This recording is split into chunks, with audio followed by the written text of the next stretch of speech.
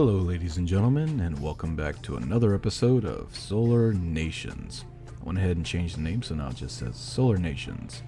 Now we still have the 40 science from last time, and I do apologize for the noise in the background. My computer is having some fan issues for some reason. It keeps on, I think I need to open it up and clean it out again. That sucks.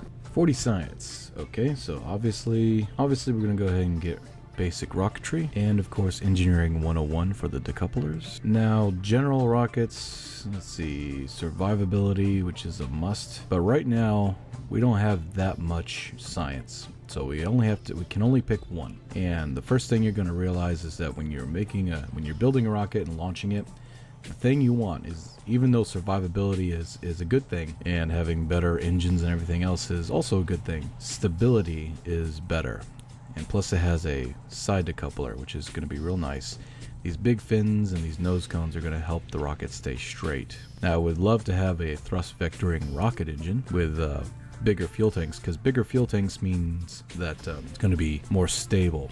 It's not going to have a wibbly wobbly to it because of the small itty bitty parts that are going to be linked together. But I think we should go for the stability. So the next one that we're going to have to go for is the struts. General construction.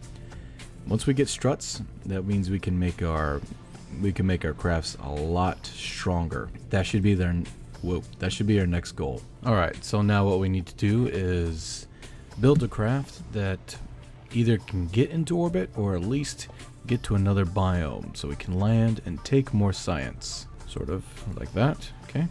I know if you go like 6 of these little things, you start getting wobbly. And of course, a booster system. I'm not too sure what the Delta V should be for this new atmospheric model. I can't remember for the life of me. You know, I'm starting to think that maybe I messed up. I should have got the larger fuel tanks with the thrust vectoring nozzle. I'm starting to have doubts about my decision for larger fins instead of larger fuel tanks and thrust vectoring. I'm starting to really have my doubts. Oh, I think I messed up. I think I messed up, people. Sorry. Let's make sure all this is good. Right. Disable. And I almost messed up. We needed a coupler on the bottom of that. Looking good. This might not be enough Delta V. Why did the Delta V suddenly drop? It said 3,000. Now it says 2,652. What? I don't know. Wait a minute.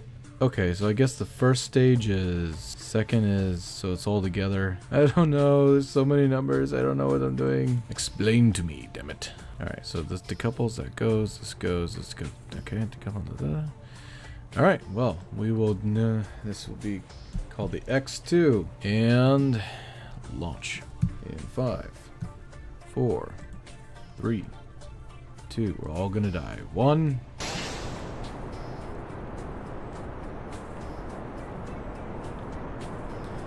I'm thinking the SRBs could tone it down a little bit. Whoa.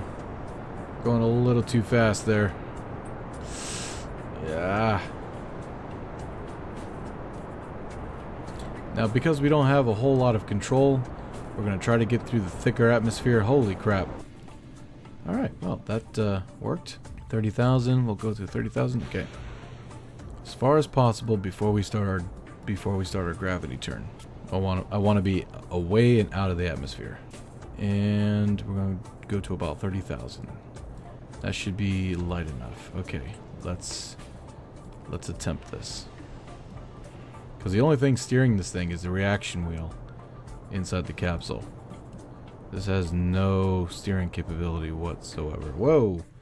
77,000 apoapsis. That's farther than what I wanted, actually. Pretty high now to where there's almost no atmosphere whatsoever. And we're about almost 10 out, so I'm going to go full burn. Really doubt we're going to get into orbit. Yeah, I should have gotten the rockets with the thrust vectoring and larger fuel tanks. Gosh darn it. And we're out of fuel. Suborbital flight. Oh crap. I should have put more. I should have saved rocket fuel, because I think we're going to hit the water so hard it's going to destroy all of our science. Son of a biscuit. Which means that this is somewhat of a failure, but at the same time, we're learning. So let's speed up and re-enter the atmosphere.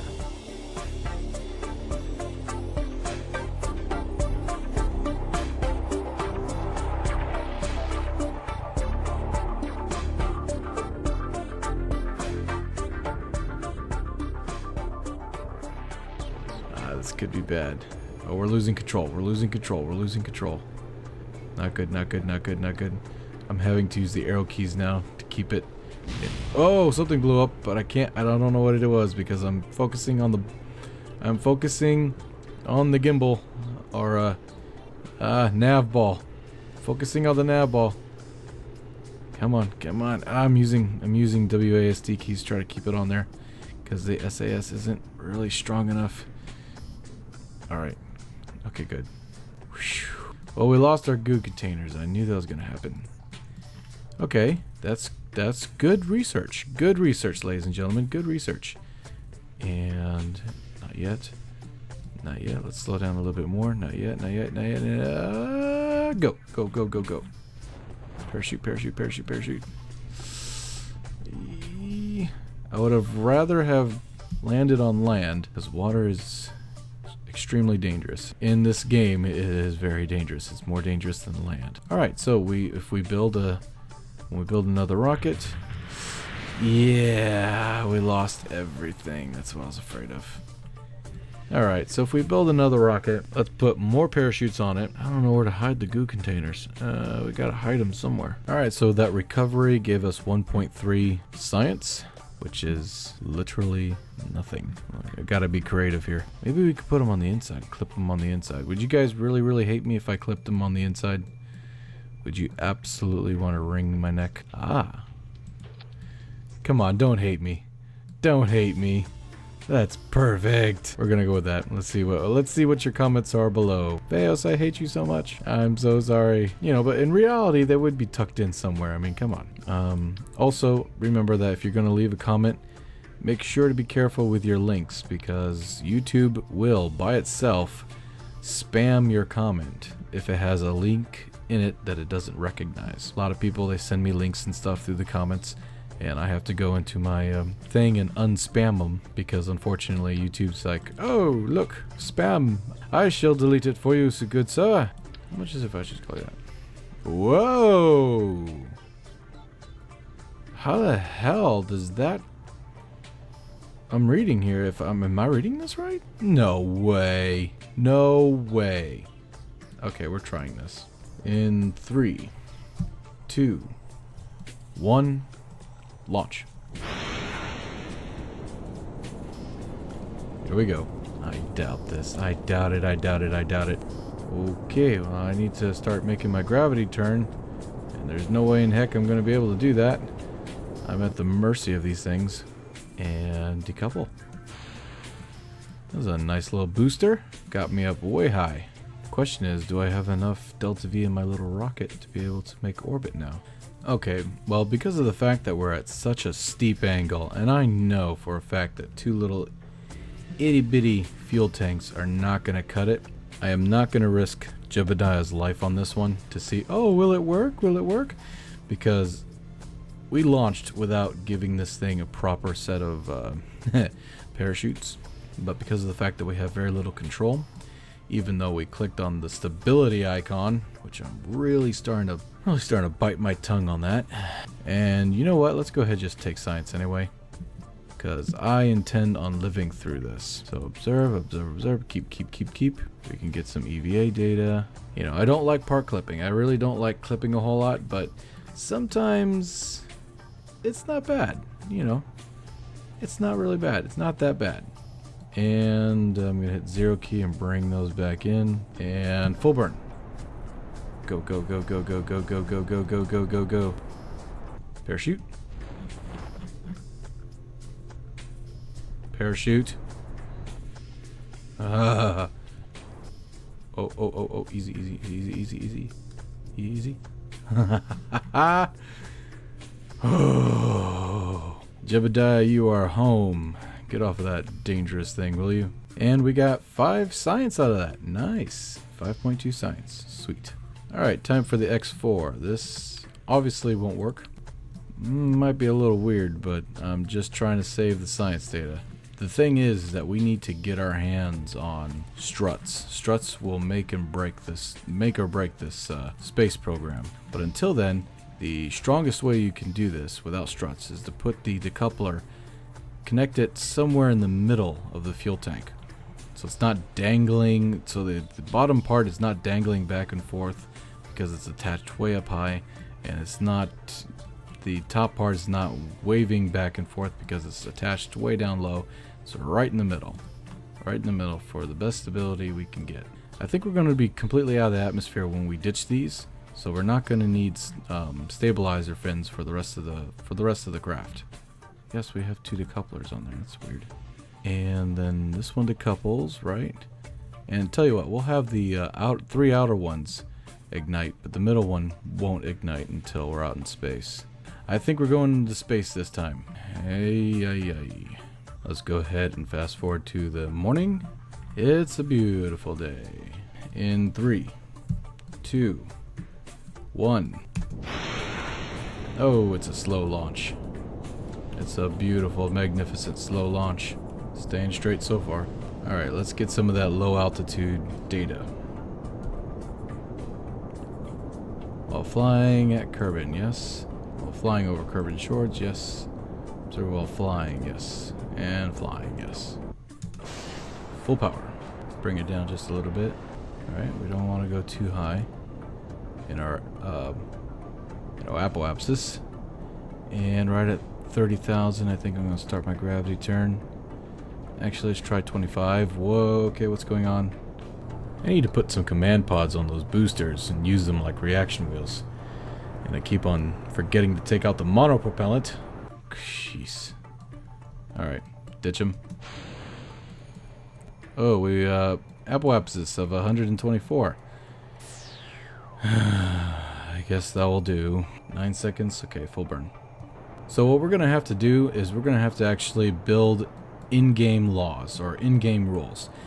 Instead of relying heavily on mods to do all the work for us, I want to be creative and actually make in-game rules for things like life support and food and all this other good stuff. In-game rules. I'll think of something. I've gone over this before in my head and I've written down on paper.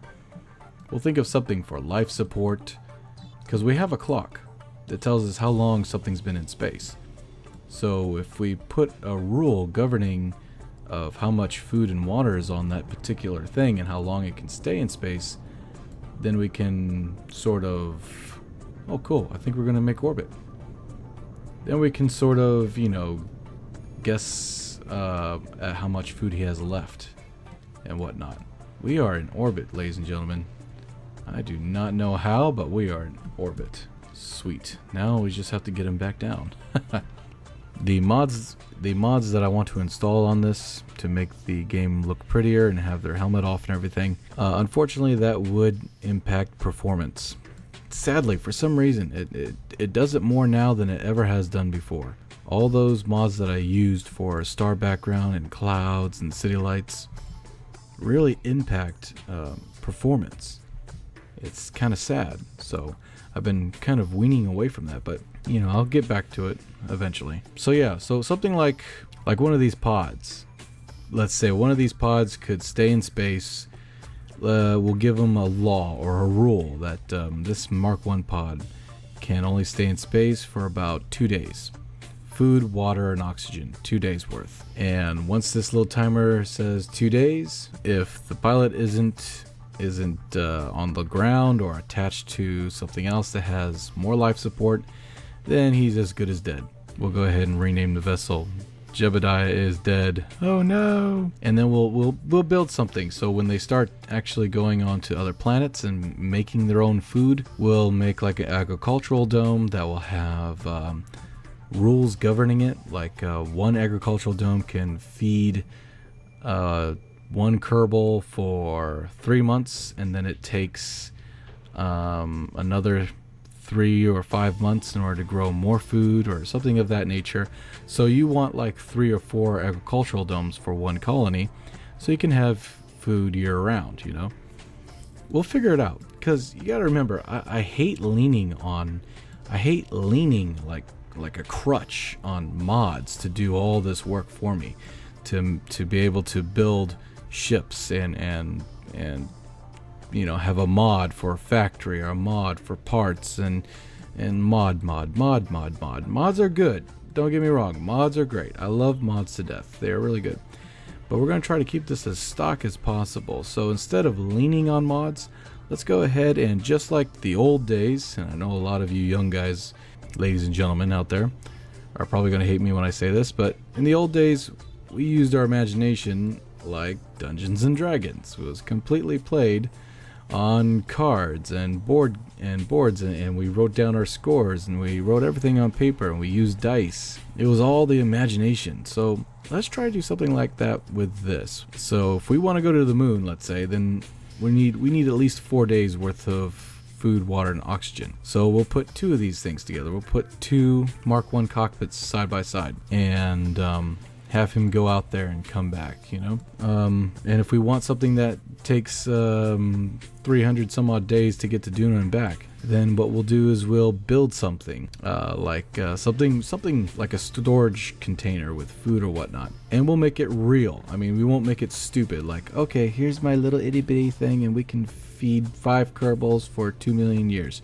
No, come on, we're gonna make it real. Okay, we're gonna give it some weight, some oomph, some serious weight. I'll do some research on NASA and see how much a cargo container with so many days of food actually weighs, and then we can actually take that weight and put it into whatever we build. So if we build something that can last for 2 months worth of food or whatever, and NASA says that their cargo thing weighs such and such amount of tons or whatever for 2 months worth of food, then we'll make sure that whatever we build will weigh 2 tons or 3 tons or whatever. Because you got to remember, even though that the weight will go down eventually, just like NASA, when they use their products, they also put the garbage back into the storage container. So it acts not only like it not only acts as a food delivery system, but also they put the waste products back in. And of course, a lot of times, from what I understand, they jettison it and it burns up in the atmosphere. Problem solved. All the garbage, everything burns up in the atmosphere. So we'll do something of that nature. And like I said before, when you go ahead and build things on other worlds and in space and whatnot, somebody brought up a really good idea that we can actually build. We'll use fuel, and we'll write up a game rule that will use the fuel to actually pretend that we're actually smelting raw ore to turn it into actual parts or metal ore. The smelter will have rockets on top or something of that nature that will burn up that fuel, and that will be kind of a construction time in a sense. That will burn up that fuel.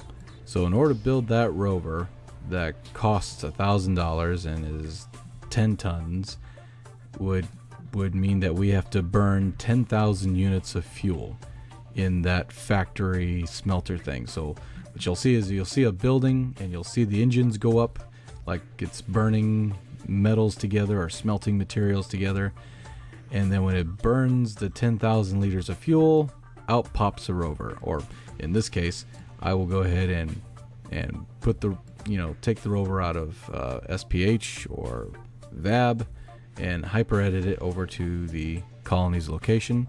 But what you'll see is the rover pop out of the actual factory. Something of that nature. We have to make it realistically hard, because it's not as simple as you would think to build something that's complex and heavy and made out of steel and different types of alloys. It takes a long time and it takes a lot of effort. It's just that, in this day and age where everything is a click away, we kind of lose that perspective. So if we're going to build something like a spaceship or whatnot in a space hangar orbiting Kerbin, it's going to take a lot of fuel. And to build that spaceship, or I don't know how we're going to do that in space, though. Typically, it's not a good idea to turn on engines while you're in orbit, unless you're facing the opposite direction, which could still lead to some problems. Or then maybe we'll have a system where... we'll figure it out. I don't know. Anyway, ladies and gentlemen, for now we are in orbit, and we will go ahead and go around Kerbin for a while and take samples and whatnot in the next episode. Patreon is coming along just fine. I'm finally coming up with a system. It's going to be small. It's going to be small at first, and it will grow over time. So, well, ladies and gentlemen, thank you so much for watching, and thank you so much for your support. I am Vaos, signing off, and have a good night.